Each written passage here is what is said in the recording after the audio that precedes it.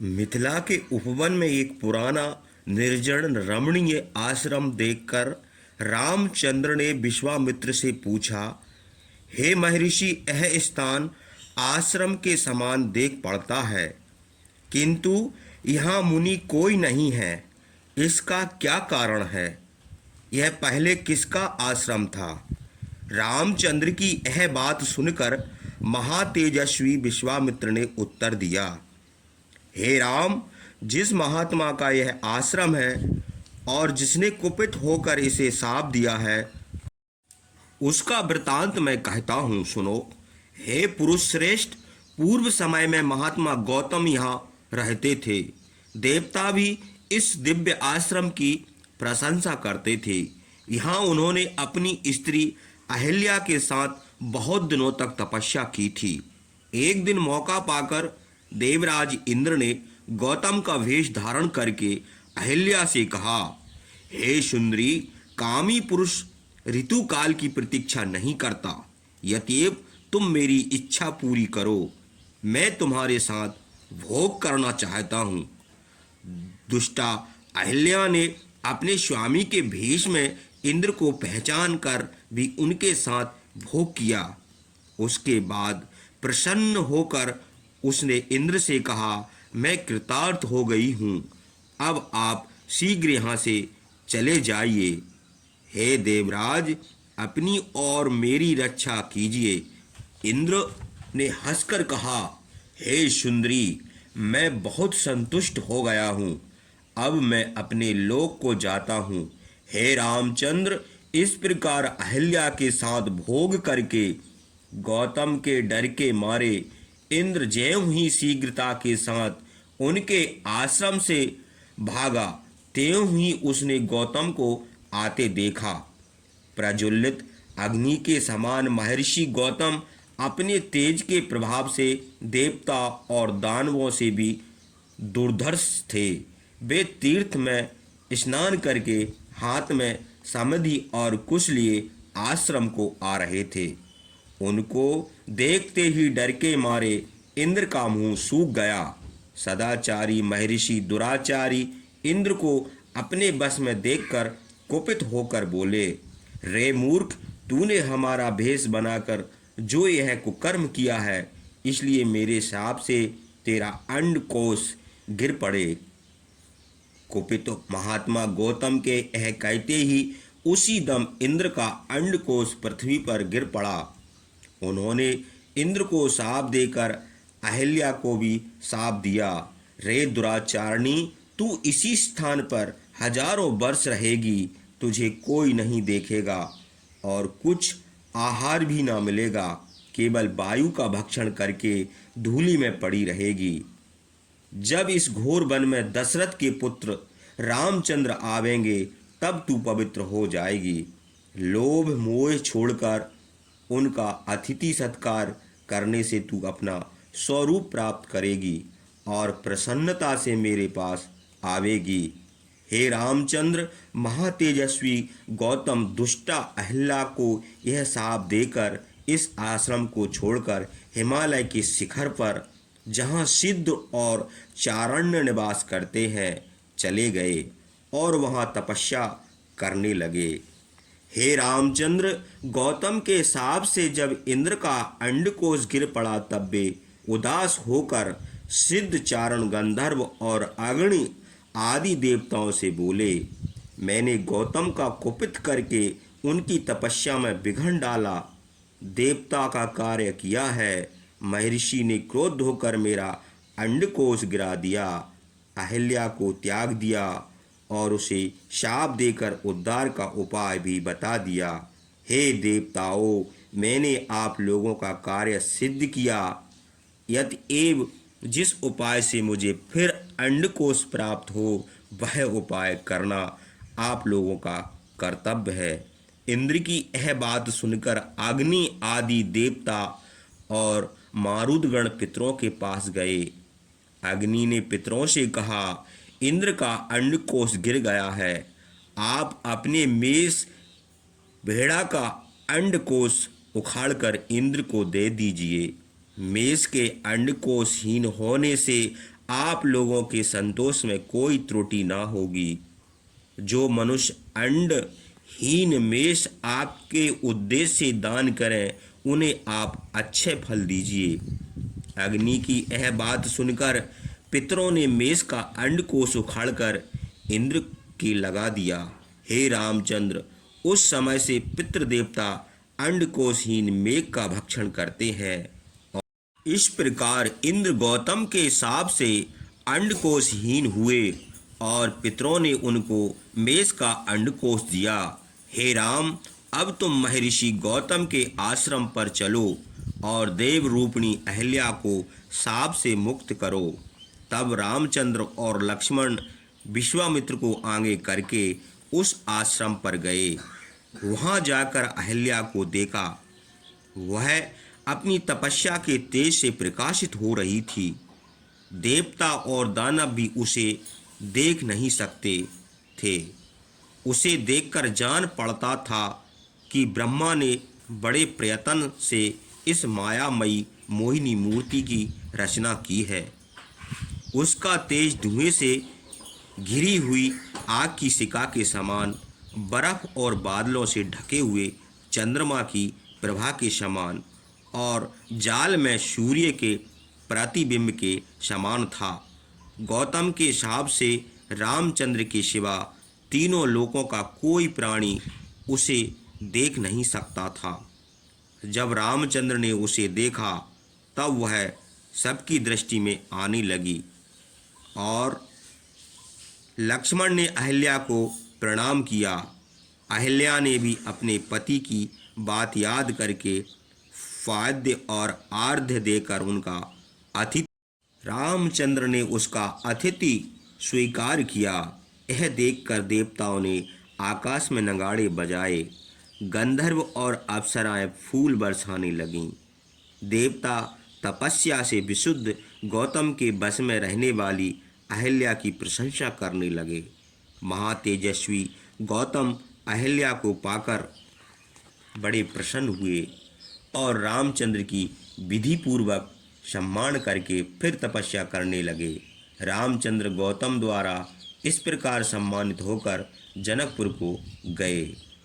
रामचंद्र और लक्ष्मण विश्वामित्र को आगे करके उत्तर और पूरब की ओर चलकर राजा जनक की यज्ञ भूमि में गए।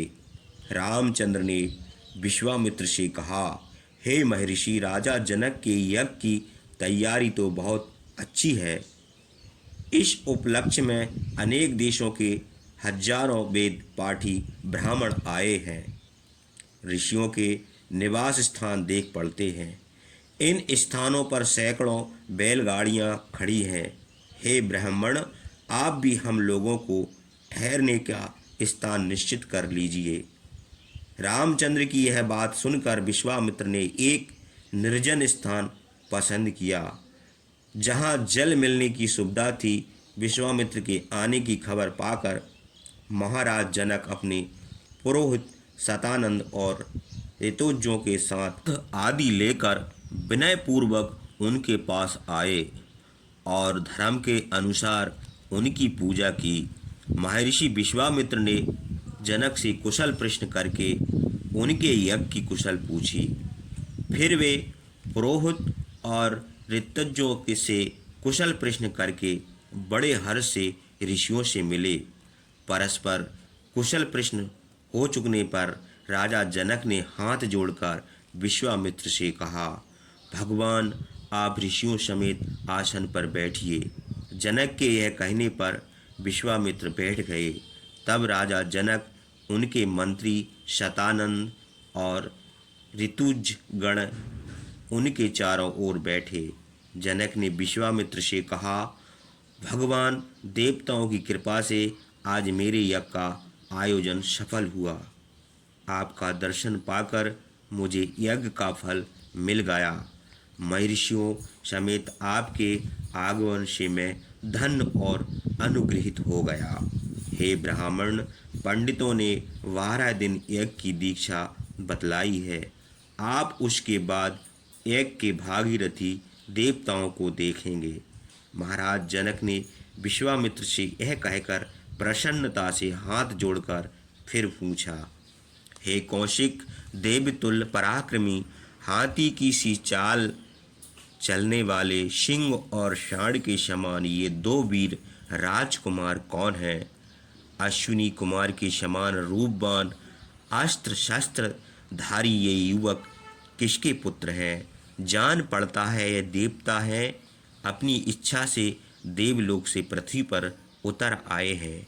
हे महर्षि, ये पैदल चलकर किस प्रयोजन से यहाँ आए हैं? जैसे सूर्य और चंद्रमा आकाश की शोभा करते हैं, वैसे ही इन राजकुमारों ने यहाँ आकर इस स्थान की शोभा बढ़ा दी है।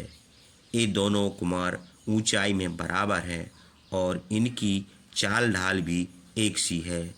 काक पक्ष रखाए हुए इन वीरों का परिचय सुनना चाहता हूँ, आप मुझे बतलाइए। राजा जनक का यह प्रश्न सुनकर विश्वामित्र ने उत्तर दिया, ये दोनों राजकुमार राजा दशरथ के पुत्र हैं। मैं अपने यज्ञ की रक्षा के लिए इनको मांग लाया हूँ। उसके बाद महर्षि ने सिद्ध आश्रम में निवास, राक्षसों का वध, विशाला नगरी का दर्शन, अहल्या उद्धार और गौतम के समागम का वृत्तांत बताया। फिर उन्होंने कहा कि महाधनुष के संबंध में इनकी जिज्ञासा यहाँ आने का कारण है। महातेजस्वी महर्षि विश्वामित्र राजा जनक से यह कहकर चुप हो रहे।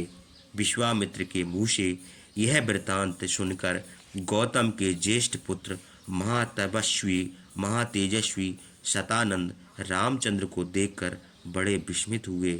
राम और लक्ष्मण को सुखपूर्वक बैठे देखकर महर्षि विश्वामित्र से बोले, हे महर्षि, क्या आपने मेरी माता यशस्विनी अहल्या को, जो बहुत दिनों से तपस्या करती हैं, रामचंद्र को दिखाया था और उन्होंने सब प्राणियों के पूज्य महातेजस्वी रामचंद्र की बन के फल फूलों से पूजा की थी? हे तपोधन, क्या आपने रामचंद्र से वह पुराना वृत्तांत जो इंद्र ने मेरी माता के साथ दुराचार किया था बताया है? हे कौशिक, आपका कल्याण हो। क्या मेरी माता रामचंद्र का दर्शन पाकर पिताजी को प्राप्त हो गई हैं? क्या पिताजी ने महातेजस्वी रामचंद्र का सम्मान किया था और उनसे सम्मानित होकर यहाँ आए हैं? क्या पिताजी से सम्मानित होकर रामचंद्र ने उनको प्रणाम किया था?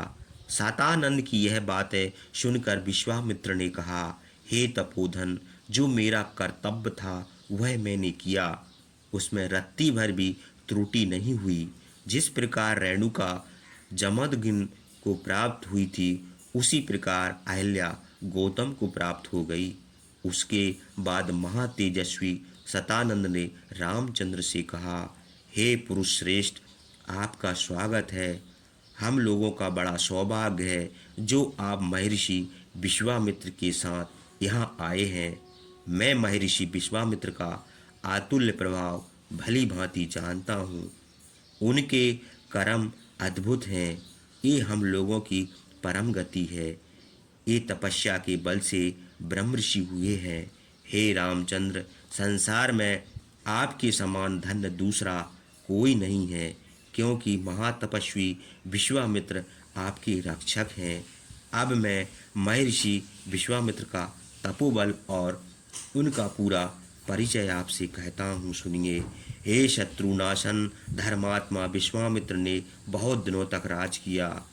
वह बड़े धर्मज्ञ, अस्त्र विद्या विशारद और प्रजा के हितैषी थे।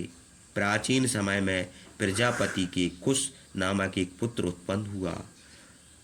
धर्मात्मा कुश नाम उन्हीं कुश के पुत्र थे।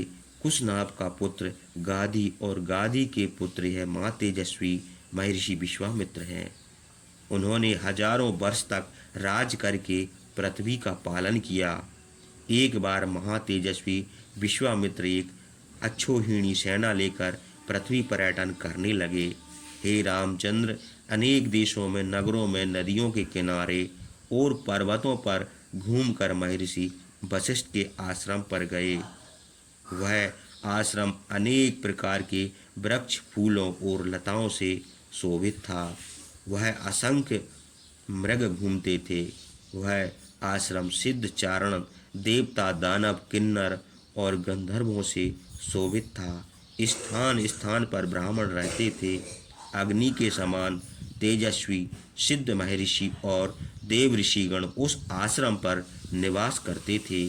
केवल जल पीकर तपस्या करने वाले, केवल वायु का भक्षण करने वाले, सूखे पत्ते खाकर तपस्या करने वाले, फल मूलाहारी, जितेंद्र, क्रोधहीन ऋषि वालखिल्य और बैखानस तपस्वी स्थान स्थान पर जप और होम करते हुए शोभामान थे। ब्रह्मलोक के समान महर्षि वशिष्ठ का आश्रम। महाबली विश्वामित्र ने महर्षि वशिष्ठ को देखकर नम्रता के साथ उनको प्रणाम किया। महर्षि वशिष्ठ ने उनसे कुशल पूछकर बैठने के लिए आसन दिया और फल मूल देकर उनका अतिथि सत्कार किया। राजा विश्वामित्र ने वशिष्ठ के अग्निहोत्र, तपस्या, शिष्य और आश्रम के वृक्षों की कुशल पूछी। वशिष्ठ ने उत्तर दिया, हाँ, सब कुशल है। फिर महातपस्वी वशिष्ठ ने विश्वामित्र से पूछा, राजन, आप तो कुशल से हैं। आप धर्म और राजनीति के अनुसार प्रजा का पालन करते हैं। आपके नौकर चाकर आपकी आज्ञा पाकर उसका पालन करते हैं। आपने शत्रुओं को जीत लिया है। आपके सैनिक, मित्र, कोश और पुत्र पौत्र कुशल हैं। महातेजस्वी विश्वामित्र ने नम्रता के साथ उत्तर दिया, हाँ, सब कुशल है। इस प्रकार बड़ी देर तक परस्पर कुशल प्रश्न करके महर्षि वशिष्ठ और राजा विश्वामित्र बड़े प्रसन्न हुए। आगे की कथा अगले भाग में।